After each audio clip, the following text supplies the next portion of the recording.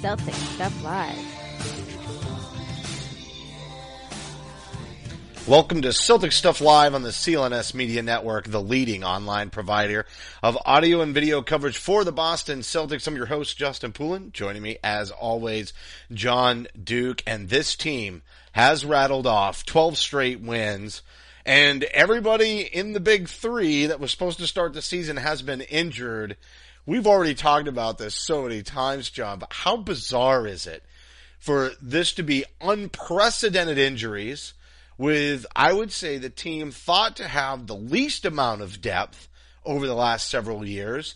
And here they are rattling off 12 straight wins, 12-2, atop the entire NBA. This is insane. If you can explain to me, in other than Brad Stevens is a god terms, good luck.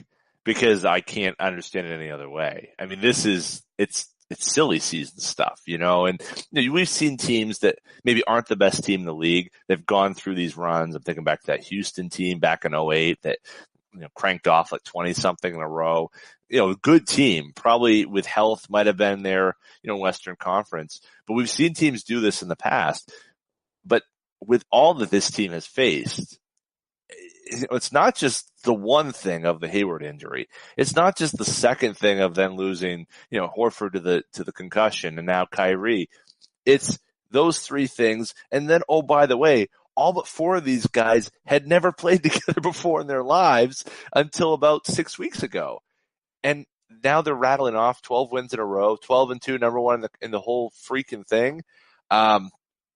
I don't get it, man. It's amazing. Brad Stevens, Coach of the Year. They should give him a Coach of the Year just for the first 14 games of the season. It's everything to do with the defense. Look at the way the Raptors game finished. They get an extra possession after called. I think it was, I'm not even sure Jayson Tatum elbow touched the player's face, but they call an offensive foul on that last possession right when they finally get a stop. Looks like they're going to be in the driver's seat. There was about 13, 14 seconds left. The ball goes back to the Raptors, and they get yet another defensive stand. And I'm going to throw some love the way of Marcus Morris, too, because there's been some moments where he's been able to generate some offense at a much-needed time. But regardless of that, we'll table that, and we'll obviously talk about Tatum on this show.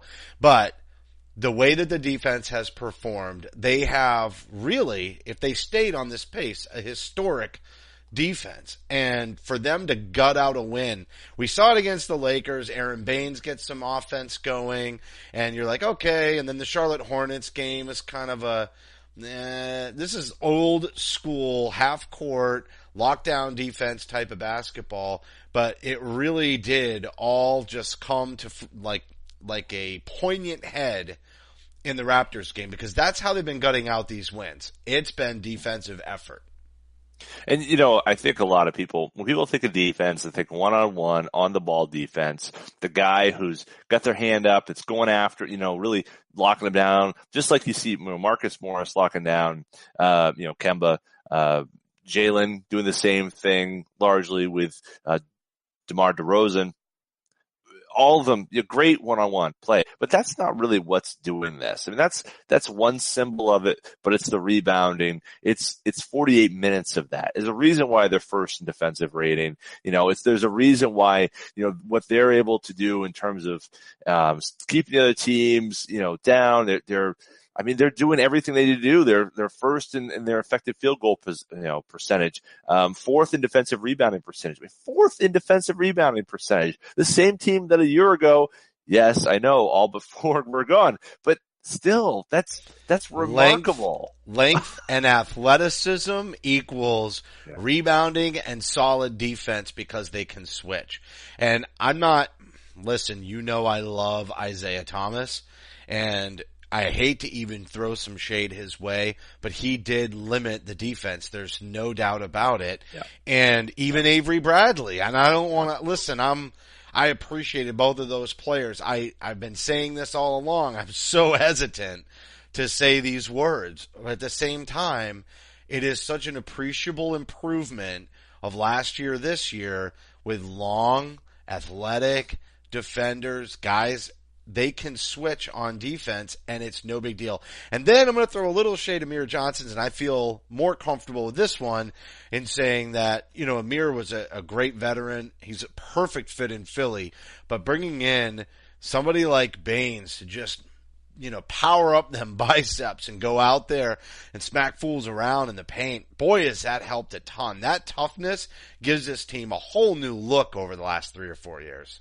Yeah, and I think it's just one more tool, right? It's you can have all the switching and throwing a lot of 6'8" guys at teams, and obviously we've seen that that's a very successful combination with what's gone on in Golden State, but obviously even on the younger level with the guys there in Milwaukee. But you're right. I mean, you're adding with Baines something different that we've had in the past. The strength, the brawn, the guy's willing to mix it up. He doesn't care who he's hitting. Sometimes it's his own players that he's hitting. Sometimes it happens to be the most important player on the team. Oh boy. Yeah, that was tough. But, he's doing everything he needs to do, in that end. But the switching, that length on the wing, I want to talk about Baines. I do, but I think that to me, and that Morris, ability, and Rozier, and Larkin, but I know where you're going. Let's hit the primary spot. Jaylen Brown, Jayson Tatum. 2 years ago, you're playing against the Toronto Raptors, and everything's going right. IT's doing his darndest, and everybody's playing as well as they possibly can, and always falling short. Today, on a team where you don't have Isaiah, you don't have Kyrie, you don't have Gordon Hayward, the Celtics were able to take that game away from the Toronto Raptors at full strength with, all of their powers. And you can just look at 6'7", Jaylen Brown and 6'8" or 6'9", Jayson Tatum with his go-go gadget arms and his rebounding like Kevin McHale. Yes, Kevin McHale. The dude rebounds like Kevin McHale. The arms up, like they look like they're going all the way to the roof, up to the halo there at the top of the TD Garden. That's what I loved about Tatum last winter when he started talking about him. And I said, I'm not going to go against the grain, obviously Fultz, but I really love this guy's length. But what else? We can talk about the arms with Tatum all we want. A couple of plays over the last week has shown his length also in the legs. Does he have the longest first step in the NBA? Holy moly. That guy covers 2 steps in his first one. And I know he probably got away with a little bit of a travel in the game against the Raptors when he goes and lays it in. But it is amazing how creative he is finding ways to get around players and not just get around them with that first step like I just said, but up and around them with his long arms through their action. Like they will, to your point about how he rebounds, the defender will have their arms up in the air and he can get that shot off around those arms because he's so long and lay it in behind the defender's reach. This is insanity. And I will also say, just to your point about the Raptors, if you remember last year, who's the player I couldn't wait to see match up against DeRozan, and yet it never came to fruition? It was Jaylen Brown. And they did not play the Raptors style of ball this year, and I think that's where they got caught last season. Up and down, up and down, up and down, and then Valanciunas beat the crap out of the Celtics. Well, now they have their own Valanciunas in Baines, and at the same time, they're able to slow down the Raptors' offense entirely. And that right there is such a stylistic difference into your approach against the Raptors. No longer am I afraid of that team in terms of matchups like I was the last 2 seasons. I love that. Absolutely. I'm glad you said that, afraid, because I wasn't afraid, but there was a team, but you had to be a little bit because you knew what they were capable of and you knew the matchup was just awful with your 6'2" shooting guard and your lack of anyone with size to be able to bang with Valanciunas. Now you throw Baines in there. Valanciunas doesn't even see the court there at the end, a lot of games because he doesn't have that switchable, pull people from the paint type ability. And so you can finish games with Horford as your 5 and, Tatum and Brown and Rozier and Smart, which is end up the way you close that game out against the Toronto Raptors. And who gets the rebound clinching it? Marcus Smart, your 6'4", point guard, shooting guard. That's what's impressive about this team is that you make the other team follow your lead in terms of matching ups, and then you've got guys at every position who can do everything. And to go back to Tatum, he's grabbing rebounds, and that drive on the left side where he lays it up with his right hand, and seemingly, seriously, it's a go-go gadget, situation where his right hand like somehow turns 180 degrees and lays it in on that side with his whole body going the other way. It was artistry in motion. This was, how about the baseline spin move amazing. Earlier in the game? Oh my gosh. This is where the comparisons to Paul Pierce have come out, the creativity and the way he's able to use his physical strengths, but they're not the same style. They're not the same style, but I see the comparison of, okay, here's a guy who they want to say not as athletic. No, there's no mistaking you cannot mistake his athleticism. The only thing you can say is he may not be a jump out of the gym leaper. He may not, there may be certain, his first step isn't as quick as many people in the NBA, but it may be the longest. And so it's effectively just as quick. If he can get around his man and make that move, it's just as good as being as quick. And so I see the comparisons to Paul, but what you were just describing, the way he got his hand and then that spin move, that's nothing like Paul. That's that's quick twitch, muscle, speed. Yes, absolutely. It's McHale. It's a smaller, quicker, more agile, 6'8" version of Kevin McHale is what he is. He can put McHale, let's remember, McHale was athletic enough that he was the one guarding Dominique Wilkins in those games. He was the one who always had the tougher front court defensive matchup because his length and size was able to dominate. And what did he also have? He had that innate ability to use the skills that he had learned in the post to destroy the torture chamber, they called it. I don't think that certainly Tatum isn't a back to the basket guy. He's a face up guy, but he's got those gadgets. He's got those little weird things that he can do. And he's got that feel that guys, only special players have.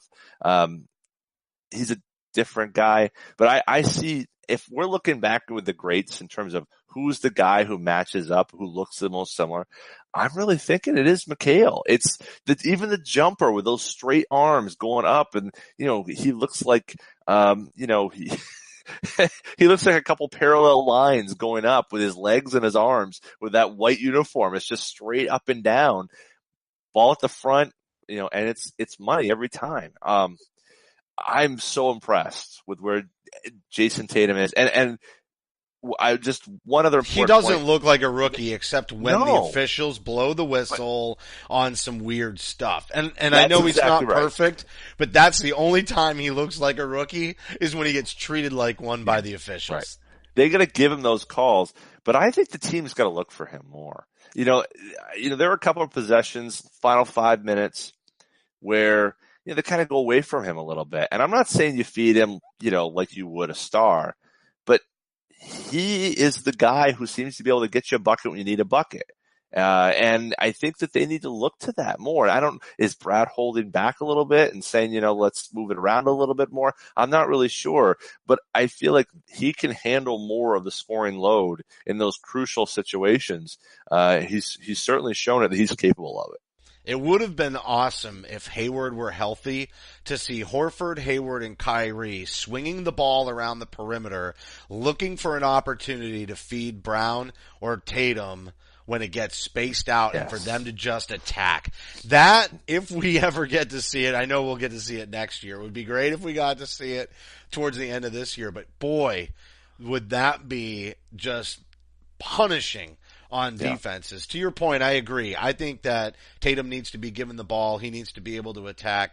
And the way that Al Horford is playing this season, there's no doubt in my mind that when Kyrie comes back, and we got lucky, only one game missed by Horford, and it looks like only one game missed by Kyrie, both due to concussion protocols.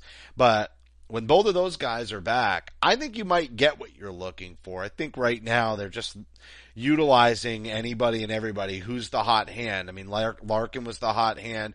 You talked about Smart. I know they didn't go to him per se a ton down the stretch, but they just spread it out and gave everybody a shot. Morris had a tough shooting night, or a shooting afternoon, I should say. But look at Marcus Smart's line. 14 points, 9 assists, 5 rebounds, 2 steals. I mean, he killed it against the Raptors. Yeah. And so did he have that one little fadeaway down in, like, I think it was in the last 2 minutes, last 3 minutes, and it wasn't really strong? Yes, he did. But I think Tatum will grow in this role. I think they'll trust him more. I just think that right now they don't want the opponent's defense to see what's coming and be one-dimensional. I think they're spreading it around. But as they see Tatum be able to handle doubles and work through that and make the pass, and that's one thing. He's a willing passer. And him being a willing passer is going to make it much more likely that he gets those opportunities late in games. Totally. And I think, to that point, that Smart play is the one that kind of stood out in my mind where, he's hitting that fall away jumper. That's not him. And I think that was why go to what you're good at and go to your best outcome, go to your best matchup. And those instances, some of that's the inexperience of the guys on the court, but that's really where I'd hope that Horford would kind of take lead and say, look, this is the best matchup we got to go to here. I feel like that, to Smart's point, I think he had a great day. I think he did a lot more north-south, getting to the basket a lot more, trying to get into the lane and trying to finish, at the rim. To me, that's where his success lies, is being able to get by a bigger guy and get to the bucket and get to the foul line. I think if he can start doing that with any sort of regularity, I think his whole other game opens up for him. The problem, well, you mentioned kind of standstill shooter. That's not his strength. So if he's going to the rim, then I think he eases up a little bit offensively when he's shooting. And I think we saw that with those kind of above the break threes he's making. Yeah, he needs to be a little bit more like Russell Westbrook. Attack first, shoot outside later. That play that you mentioned with the fall away being the one that stuck out the fadeaway that stuck out in your mind. There was the other play where he totally killed him on a crossover. He didn't wind up finishing at the rim, but right. There was essentially a double. He had 2 defenders right in front of him and just crossed him up and went right through it. And he needs to do that more. Just attack the rim and learn how to finish. He and Jaylen are very similar in that not really polished at the rim when they attack. But if they could figure it out, if the two of them could figure out how to just do what Kyrie does and smooth that ball in at the end of that play, boy, would they be tough. Both of those players would be tough because then they'd get space on that outside shot. That's really what troubles them. Jaylen had that nice mid-range shot. There was a moment there. He hit a corner 3, then he hit pretty much a straight-on mid-range shot, and it was nothing but the bottom of the net. He needs to play within himself more and see where his spots are. I feel like I got a little bit more patience with Jaylen Brown on that, whereas Marcus Smart should have got there by now. This is year 4. Yeah, no, I think that's true. Marcus, he does excel in other areas, and I think we saw Jaylen excelling in other areas as well tonight, and showing going back last week, the rebounding game against the Hornets was tremendous. And that's the type of maturity as a player. Like, look, I'm not scoring, but I can get help other places. I think Jaylen has a higher ceiling in terms of his offense, but his ability to understand when it's there and when it's not there, is really, probably the concerning piece with him. He drives in, he sees, 5 guys, I'm going to go through it, the whole thing. His handle's just not where it's got to be. I know he's been working on it, but it's reading. It's not just the handle though. It's the handle and the read of what the defense is throwing at him and how to counteract that. He has special athleticism, but he needs to adjust that athleticism to the NBA game. And so some of those are kind of rookie mistakes that he's still making. The other thing is, like you said, the finishing at the rim thing. Like tonight, he came up, ready to throw down a hammer. I mean, he was going to destroy the. How did that all, not go all, in? I don't even understand it with all that momentum. He was a foot away from the hoop. He was trying to do like a Dwight Howard, I'm going to throw the ball at the hoop kind of dunk, because wait, I'm too far away. I can't get it there. Like it's just weird. And it happens a lot where he goes up and I'm going to go finish. And then he realizes, oh, wait a second. I'm 2 feet. I'm not close enough, or I jumped too soon. It's a weird thing. Like spatially, he's not very aware.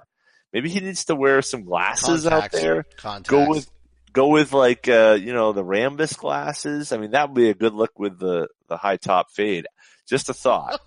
I don't know. That would definitely be totally old school. That would be classic. The Rambus glasses. He's got the short shorts.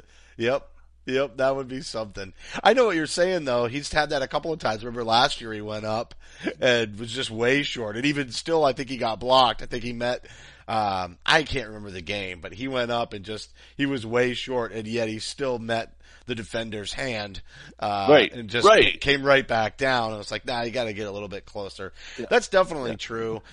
Somebody like Terry Rozier too. We haven't talked about him a lot, other than I think on a couple of shows ago we said, "Hey Terry, it's playoff Terry to start this year." But I will tell you, he's killer from three. I almost expect it to go in more than not. And I know his percentage isn't necessarily like what we saw from Tatum through several games, but I really trust Terry to score. When he's out there, he's making plays. He's had some drives where the ball's gotten loose, and I also don't understand, like, there were some weird calls in the last several games. Just weird stuff. And even in the Atlanta game, I thought that one was going to totally get away from us because it looked like Dwight Howard was going to bully us, and the next thing you know, he's just completely shut down for the rest of the game. Nice adjustment there by Stevens. But going back to Rozier, he's been a real big part of this, especially, for that second unit. I know he's not really able to direct the offense still yet, but we are seeing him with the ball in his hands even more.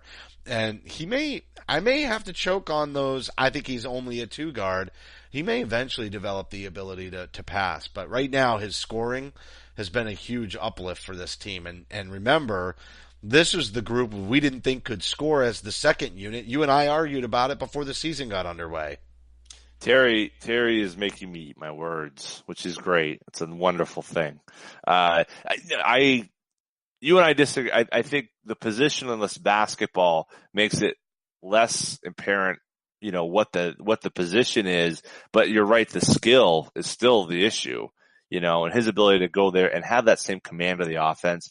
He doesn't have what Marcus Smart has in that ability. He doesn't see the game from that perspective, but he's such a dynamic scorer, and now has added a finishing ability that he didn't have last year. And that's a promising thing, I think, for a guy like Jaylen Brown, because Jaylen is really, I think, having some trouble finishing on his initial drive. And Terry, for 2 years, couldn't do it either. And he's made that adjustment. And so this is, that's, one of those things where you can see how guys can learn to shoot. Terry has gotten his shot going. You can see Jaylen is improved greatly in that area. So the Celtics are proving that they can develop players, make them better players, make them a bigger threat on the offensive end. And Terry has been, I don't know where the Celtics would be right now offensively, particularly in the last 2 games without Terry Rozier. He is a mini Kyrie. He's trying to do all the fancy dribble moves, trying to create offense. But what he does that very few guys on this team are doing is he's getting to the bucket. He can get by his guy and create havoc in the paint. And that is allowing he gets a lot of long rebounds guys to get open. Yeah, he's major contributor on the rebounding side for sure. Okay, here's a question. I want to ask you this. Is there anything that gets Mike Gorman more excited than a Terry Rozier rebound? Anything? I don't think so. I think you're right. Mike really lights it up. Now, we're going to save this part. I haven't heard a lot of Mike thanks to a really bad NBA app. Yet again this year, League Pass. We'll save it for the end. Everybody is pretty much tired of hearing me complain about League Pass, but seriously, smoke coming out of my ears again on Sunday afternoon. So we'll talk about it at the end of the show. So we'll table that. the few that I've been able to see as a home broadcast with League Pass, it sure does seem like Mike Gorman gets pretty excited for a Terry Rozier rebound. Oh my gosh. All right, so look, we've crossed over the midway point of the show. We're definitely going to talk about League Pass. We're going to talk about Marcus Morris a little bit because we haven't gotten into him, and it's nice to see him fully healthy this past week. I think he's really worked himself into the offense, but I also want to remind everybody to follow Celtic Stuff Live on Twitter at CSL_tweet live. You can follow me at CSL_Justin. John is at CSL_Duke. The entire CLNS Media Network at CLNS Media, and the Facebook page, facebook.com/CLNS fans. Download the CLNS Media app. It's on iOS and Android. You simply search CLNS Media in your app marketplace. And don't forget the YouTube channel. It's got a whole cast of characters this season and very entertaining. YouTube.com/CLNS Media. It's got high definition, full length locker room interviews and the Garden Report. Not to mention the Celtics Roundtable, which we haven't talked about on the show in a while, but excellent, excellent work there. So, John. Killing it. Let's talk about Marcus Morris. We'll leave about 5 minutes at the end for me to blow a gasket over League Pass. But Marcus Morris has, I would say, worked himself into this team pretty well. And then you look at those two defensive plays down the stretch of the Charlotte Hornets game. I know you referenced the defense on Kemba, but there were two plays where he really had excellent body control defensively not to make the foul and to put all that on-ball pressure that was needed. And it was in a switch, so there you go with the success of this Celtics defense being centered around the ability to switch. That's a great example of it there. So I want to get your take on Marcus Morris, and I want to leave some room for Yabu, who very similarly had a gaffe and then also sort of, saved himself or came out and still contributed. There goes Brad Stevens trusting his players. But let's talk about Marcus Morris. We'll fit in Yabu, and then I'll flip out about League Pass. So I think Morris has, as well as a player can do without really getting much of a training camp to speak of, and a limited training camp at that for all NBA teams, he's done as much as you possibly could ask in this situation. He's come in, he's, as you said, he's hit the key shots. He's not on the court at the end of games right now, other than, obviously today's game here against Toronto, but obviously crucial minutes, at the end of that Charlotte Hornets game. You can just say that Brad is trusting, you said it, he's trusting these guys. He's going out there and he doesn't care who it is. If you're able to go out there and give good minutes, you're going to play for this team. And Yabu, kudos again to Stevens, because he said, you know what, I didn't tell him correctly, or I didn't coach him well enough on that situation in terms of you're the one who's going to go foul in this instance and not foul in this other. He got them mixed up. It happens.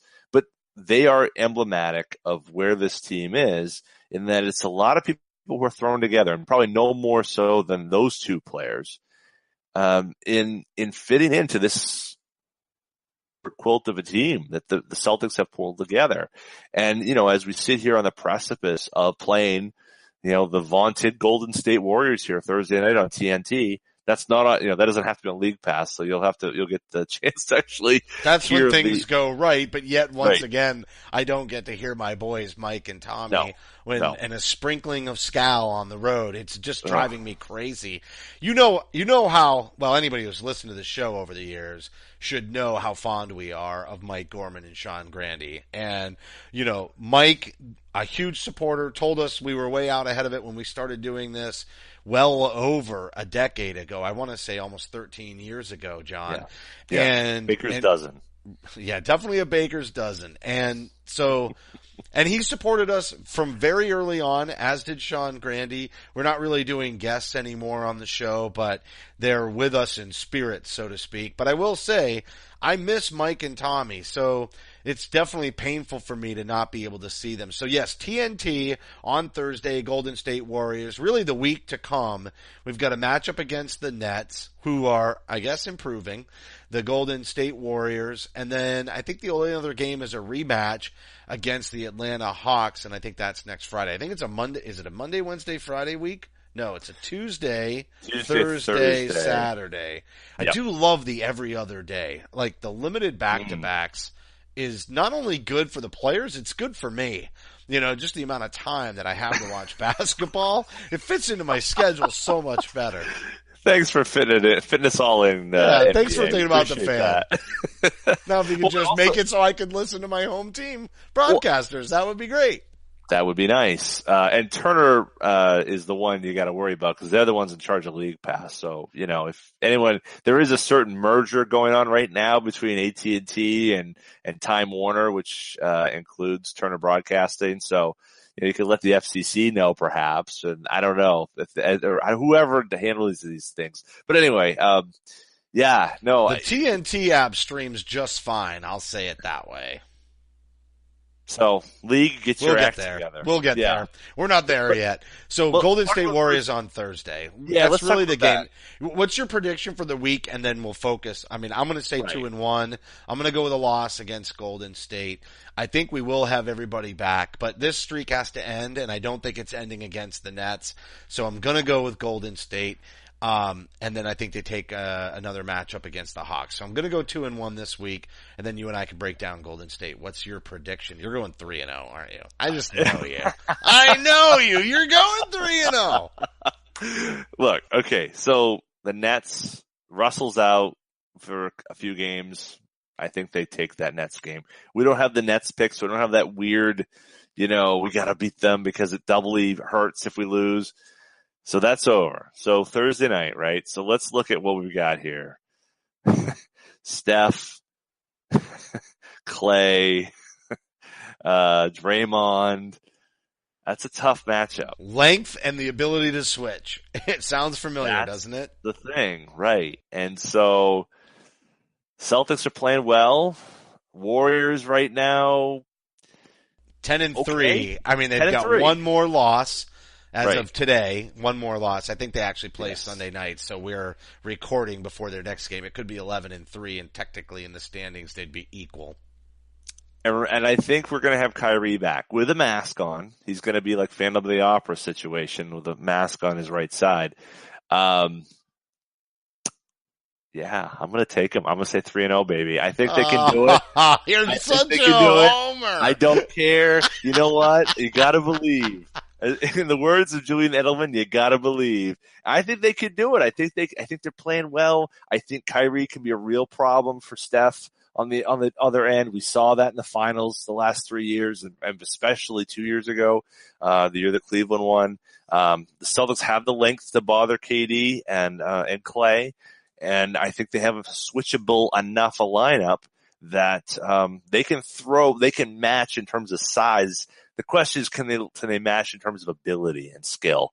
That's where it's going to be hard, and where we saw the teams, the Celtics teams of the Jay Crowders and the Avery Bradleys, they got by on grit, and they were able to kind of gut their way through it. They got by the last Avery week. How much Bradley. Grit this Celtics team has. I mean, haven't we seen that? This team has just as much grit, and it's the guy who's standing on the sidelines that instills that. So 3-0. Let's go for it. Avery Bradley was a big key defensively on Steph Curry in those previous matchups against the Golden State Warriors the last 2 years. Every single one a close game and an even split between the Celtics and the Golden State Warriors. That's amazing, especially when you look at how much better, at least appearingly, to start this season, the team is than it has been when it's previously played Golden State. I do think this may be the one scenario, and you know how much I've praised Jaylen Brown, the defense, switchability, etc. This may be the one scenario where Avery Bradley's absence does hurt. He was able to get up in Steph Curry's mug. And that's not a switchability thing. That's the fact that cat hits 3-pointers from 4 steps behind the arc. And Avery was somebody who could bother all of that. He could fight through the screens and stay right on him like glue. I think that even with the switchability of this Celtics team, Steph faces that quite a bit and finds a way to get his shot off. I'm a little concerned still. And Clay is long, so, it kind of negates that. It's not like that length of the Celtics necessarily gives them an advantage defensively when they do switch, and that's really what you're looking for. But I think just the range of three-point shooting on that club, specifically Steph, and without Avery Bradley, could be problematic. That's where I'm chalking up the loss. All right. Well, I think that's fair. I think that we don't know how Kyrie can perform in this offense, in this situation, without a guy like LeBron James there to carry the weight. He's going to have to be the primary scorer and be the defender on, I'm not going to say their best player, but I'm going to say they're probably their most dangerous scorer. And that's a lot to ask, but who knows? I mean, we saw a closing lineup tonight of Rozier in that situation. And I think Rozier has the length and the quick twitch stuff to be able to bother a guy, if I can say it, bother a guy like Steph Curry. Don't you think it also comes down to Horford? I mean, look at the way he played so efficiently. Really since the start of the season, but I would say his first game back or after a game off against the Raptors, 8 for 9 shooting, 21 points. It's just ridiculous. I think if he can keep that floor spaced out, and he is hitting his three-pointers at just an outrageous clip. I mean, his shot is so smooth right now. I hope it stays that way.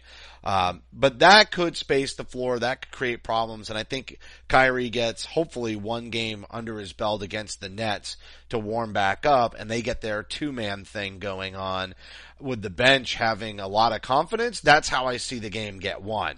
If Horford stays right on task like he didn't even miss a beat with that one game off, if Kyrie can do something similar or fight through it in the Nets game and be ready and amped up for Golden State, which I think he will be, but effectively, will he be as good on the floor wearing the mask, etc.? If he can get that to that point where they have that two-man thing, and then this second unit, this monster sub that package that has just come in and won these last several games with their stars being out or alternating being out on a nightly basis, that would be the antithesis to my Avery Bradley is going to be deeply missed theory on that game. Yeah.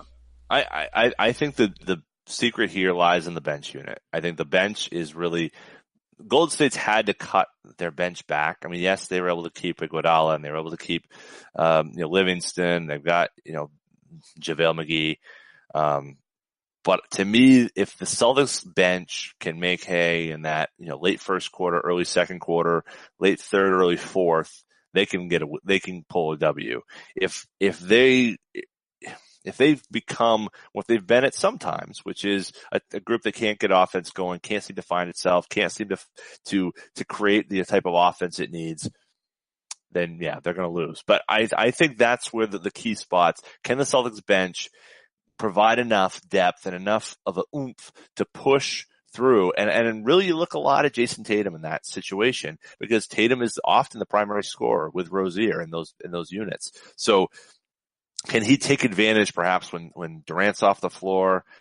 My guess is he's going to be matched up with Durant, which is got to be wild for a guy like Jayson Tatum starting his career in this type of situation. But it could be a situation you see Marcus Morris out there in that situation, because he's got he's been there, done that, and Tatum maybe isn't ready for the spotlight. They have to bully him. He is, though. They have to bully him inside and switch on the perimeter and just push them back, because Golden State's going to make those shots, but if they start getting easy ones inside, then they'll just start carving this awesome, vaunted Celtics defense apart. That's the one other encouraging thing. If they can slow down Toronto, maybe they can also slow down Golden State. I think that would help them a ton, but Golden State is so good at just getting scoring bursts from out of nowhere, and just all of a sudden everybody's all confused. Brad will be quick with the whistle for timeouts. I definitely think so. And let's wrap this baby up. Let me just tell you a little story before we close today's episode, because every year I complain about NBA League Pass no longer living in New England. Obviously I used to live like you in Maine, and I was driving to the games and covering the games, et cetera, et cetera. And then I made a move to Pennsylvania about 7 or 8 years ago, and I've relied on NBA League Pass for my games ever since then. And now, it's kind of like the age of Napster for video. So if I want to, I can illegally source the videos. Now or the live feed. Now sometimes that means I have to listen to the Raptors broadcasters. Not my preference. Okay? Not my preference. Stay calm. Every year I go through this. So I'll just tell you what happened today, John, because I'm paying for a product I can't use, and then I literally go and watch a feed that is not legally distributed. And I want to do this the right way, but you have to deliver on the product that you are selling me, and it is the NBA's product.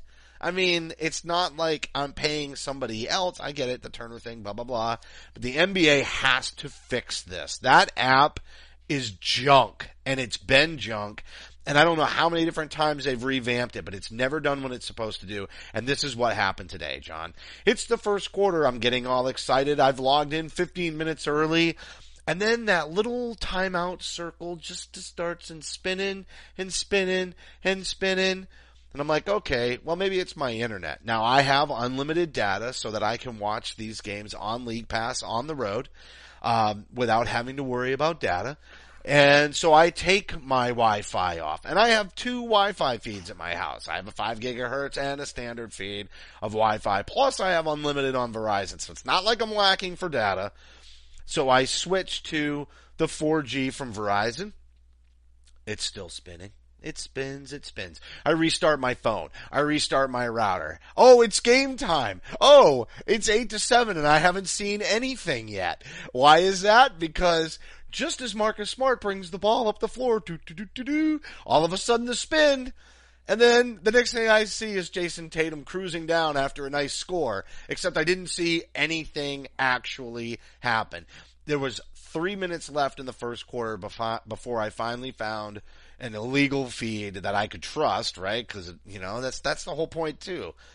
But I got it on my phone, and then I used the great Google screencast on the Chromecast to the TV, and I'm able to watch the rest of the game without any spinning.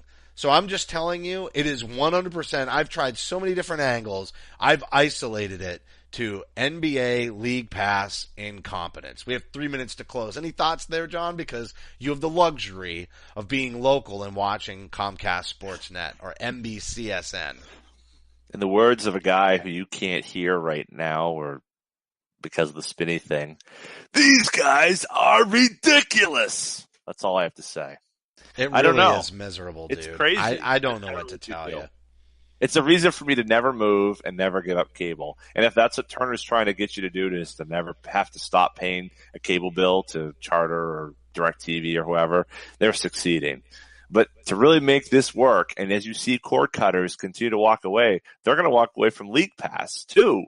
And they're going to go find, illegal streams that are available out there. And you're never going to be able to shut those down. I literally am a paying customer, and yet I'm still encouraging the illegal behavior, right? And it's not cheap. League Pass is not cheap. It's not. Expensive. I'm paying a lot of money for that. So here's my thing. Just let me buy it from NBCSN. They have their own streaming app, and they stream it to anybody who's out of market or in market if they live there and get their cable there. And I can't get cable in New England, so that's not an option. Release the hounds. Just let me buy it from NBCSN. Please.